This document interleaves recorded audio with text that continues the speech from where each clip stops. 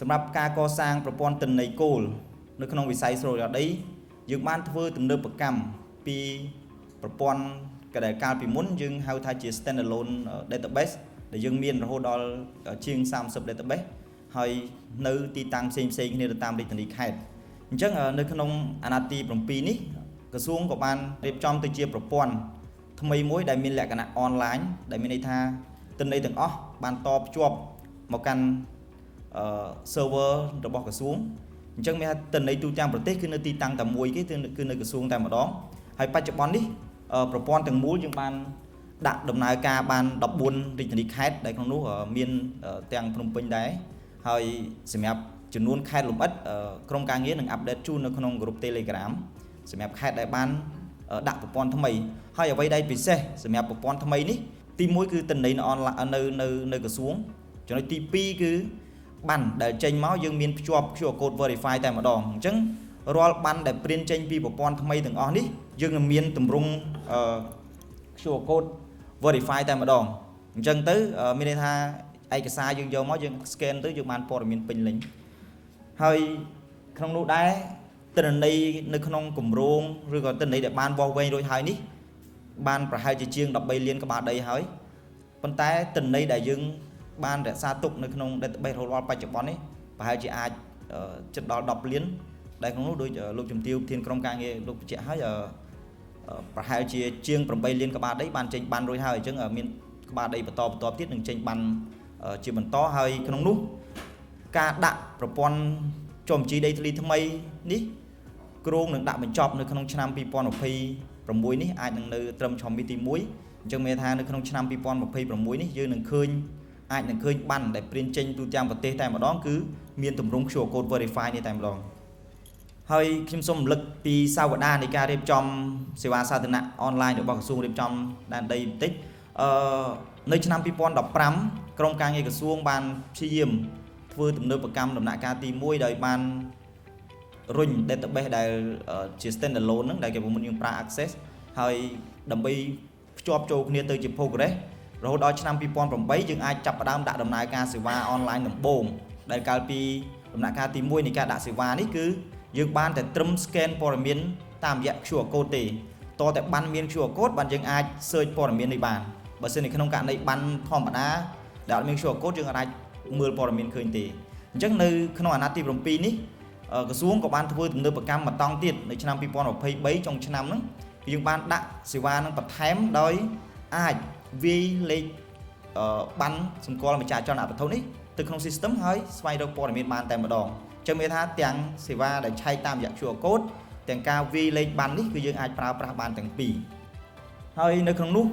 សម្រាប់សេវាមួយនេះបច្ចុប្បន្នគឺយើងបើកសម្រាប់សាធារណជនទូទៅមិនថាជាប្រជាពលរដ្ឋមិនថាជាមន្ត្រីរាជការឬក៏វិស័យឯកជនទេគឺអាចចូលឆែកបានគ្រប់គ្នាឲ្យតែមានលេខបានដីទៅយើងអាច search បានហើយទិន្នន័យគឺយើងទាញចេញពីក្រសួងតែម្ដងអញ្ចឹងរាល់ទិន្នន័យទាំងអស់គឺជាទិន្នន័យដែលមានសង្កត់ភាពមានថាជាទិន្នន័យដែលត្រឹមត្រូវជាក់លាក់ច្បាស់លាស់តែម្ដងរាល់ការអាប់ដេតគឺយើងអាប់ដេត real time តែម្ដងហើយចំពោះសេវានេះបច្ចុប្បន្នដោយសារតែយើងធ្វើទំនើបកម្មពីការ scan QR code ទៅជាអាចវាយលេខក្បាលដីចូលបានដែរលេខវាបានចូលអញ្ចឹងទៅបច្ចុប្បន្ននេះយើងអាចស្នើសុំបានច្រើនទីតាំងទី1យើងអាចស្នើសុំដោយផ្ទាល់តាមរយៈ website របស់ក្រសួងទី2យើងអាចស្នើសុំតាមរយៈ mini app ផ្សេងៗរបស់ធនាគារដៃគូហើយក្នុងនោះបច្ចុប្បន្នយើងភ្ជាប់បានចំនួន4ស្ថាប័នហើយក្នុងនោះមានដូចជា ACDA យើងចាប់ផ្ដើម ACDA និង ABA យើងចាប់ផ្ដើមភ្ជាប់តាំងពីខែធ្នូឆ្នាំ2024មករហូតដល់បច្ចុប្បន្នហើយមានបាគងហើយនិងកាណាឌា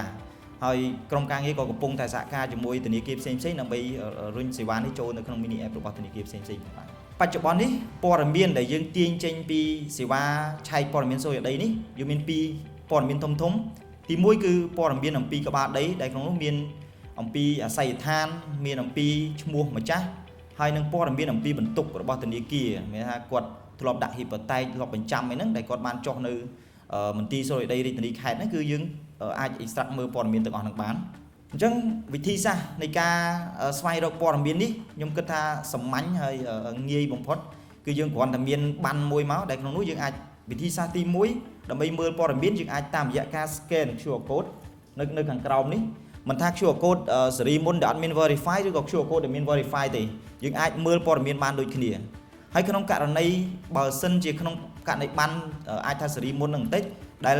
ជាប្រភេទបានរឹងដែរបាន LMAP ដែរប៉ុន្តែយើងអត់មាន QR code ទេអញ្ចឹងយើងអាចយកអាលេខវិញ្ញាបនបត្រខាងលើនេះដែលមានទាំងអស់អាចថា13ខ្ទង់ទាំងសញ្ញាដកមួយហ្នឹងយើងអាចយកមក search នៅក្នុង website របស់ក្រសួងឬក៏ mobile mini app របស់ធនាគារផ្សេងៗបានអញ្ចឹងដោយសារតែនៅលើ website ក្រសួងយើង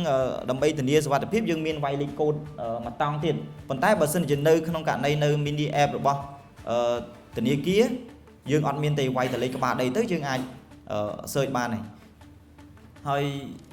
អាចនឹងឆាប់នេះក្រសួងសម្រាប់ការធ្វើទំនើបកម្មឬក៏បន្ថែមទិន្នន័យមួយចំនួនទៀតដើម្បីឲ្យកាន់តែមានភាពច្បាស់លាស់ដោយយើងក្រសួងគ្រោងនឹងដាក់ក្នុងពេលឆាប់នេះដែរក្នុងនោះក្រសួងគ្រោងនឹងថែមព័ត៌មានមួយចំនួនទី1នៅព័ត៌មានអំពីលិខិតផ្ទុកផ្ដាក់របស់តុលាការឬក៏ឯកសារពាក់ព័ន្ធជាមួយតុលាការហើយចំណុចពិសេសមួយទៀតគឺយើងនឹងបន្ថែមនៅព័ត៌មានអំពីរូបសន្តាននិងទីតាំងដីដែលមានន័យថាយើងអាចបង្ហាញរូបរាងដីតែម្ដងហើយជាមួយនឹងទីតាំងដែលយើងអាច search នៅលើ Google Map បានហើយយើងអាច scan ទៅដល់ទីតាំងហ្នឹងតែម្ដងសេវាដែលគ្រោងនឹងធ្វើទំនើបកម្មថ្មីនេះបងប្អូនអាច download ជា file PDF ដែលយើងអាចចែកម្លែកបានដែលសម្រាប់បច្ចុប្បន្ននេះតែយើង refresh ទៅអាចបាត់ហើយប៉ុន្តែសម្រាប់សេវាថ្មីឬក៏សេវាដែល update ថ្មីនេះបងប្អូនអាចទាញយកទិន្នន័យបានតែម្ដងជាទម្រង់ PDF បើសិនជាក្នុងវិស័យធនាគារឬក៏រ៉ាញ់វត្ថុដើម្បីឆែកព័ត៌មានបើយើងធ្វើម្ដងមួយចេះអាចនឹងថាយូរហើយវារៀងស្មុគស្មាញមកថ្ងៃត្រូវឆែកក្បាលដីច្រើនទៅពិបាកអញ្ចឹងទៅក្រសួងក៏បានសហការជាមួយក្រុមហ៊ុន Credit Bureau Cambodia ហ្នឹងគឺផ្ដល់ជា API មួយដែលទាញយកទិន្នន័យពីក្រសួងតែម្ដងហើយបង្កើតទៅជា platform មួយដែលយើងហៅថាថ្នាលផ្ទៀងផ្ទាត់អចលនវត្ថុដែលក្នុងនោះគោលដៅសំខាន់នៅក្នុងការផ្ទៀងផ្ទាត់ព័ត៌មានគឺទី1ផ្ទៀងផ្ទាត់ភាពជាម្ចាស់នៃក្បាលដីហ្នឹងទី2ទីតាំងក្បាលដីហើយនិងទី3គឺព័ត៌មានអំពីបន្ទុកអញ្ចឹងនៅក្នុងនេះខ្ញុំសូមបញ្ជាក់វាខុសគ្នាពីសេវាដែលយើងផ្ដល់នៅមួយកណាត់មុនបន្តិចសេវានេះគឺសម្រាប់តែសមាជិករបស់ក្រុមហ៊ុន CBC ទេអញ្ចឹងតើតែជាសមាជិក CBC ទើបអាចស្នើសុំដើម្បីបង្កើតគណនីហើយប្រើប្រាស់សេវានេះបានអញ្ចឹងទិន្នន័យដូចគ្នាដែរគឺជាទិន្នន័យដែលទាញចេញពីក្រសួងតែម្ដងដែលមានន័យថាជាទិន្នន័យដែលមានបច្ចុប្បន្នភាពហើយនិងសុគតភាពអញ្ចឹងរាល់ការផ្លាស់ប្ដូរអីយើងនឹងអាប់ដេតភ្លាមតែម្ដងការរៀបចំប្រព័ន្ធនេះឡើងគោលបំណងសំខាន់គឺជួយដល់សមាគមឬក៏ទាំងមីក្រូហិរញ្ញវត្ថុនិងធនាគារក្នុងការផ្ដល់កម្ចីទៅដល់ប្រជាពលរដ្ឋឲ្យកាន់តែមានប្រសិទ្ធភាពសុក្រឹតភាពហើយនឹងរហ័សជាងមុនឬក៏ងាយស្រួលក្នុងការសម្រេចចិត្តអញ្ចឹងនៅក្នុងនេះនីតិវិធីក៏ខ្ញុំគិតថាมันស្មុគស្មាញដែរលក្ខខណ្ឌទី1ធនាគារឬក៏មីក្រូហិរញ្ញវត្ថុត្រូវតែជាសមាជិករបស់ CBC បន្ទាប់មកគាត់អាចស្នើសុំបង្កើតគណនីនៅក្នុងថ្នាលរបស់ថ្នាលផ្ទៀងផ្ទាត់អចលនវត្ថុនេះបានជាមួយនឹង CBC អញ្ចឹងជារួមមកនៅពេលដែលគាត់មានគណនីហើយគឺគាត់អាចឡុកចូលក្នុងប្រព័ន្ធហ្នឹងហើយគាត់អាចបង្កើតជាសំណើទៅហើយគាត់នៅក្នុងនោះយើងបំពេញព័ត៌មានមួយចំនួនដែលព័ត៌មានទាំងអស់នេះគឺយើងបានមកពីប្រជាពលរដ្ឋអ្នកដែលស្នើសុំសេវានោះឯងអញ្ចឹងព័ត៌មានដែលបញ្ចូលមានឧទាហរណ៍ដូចជាលេខក្បាលដីព័ត៌មានម្ចាស់នេះយើងយកតែឈ្មោះទេហើយនឹង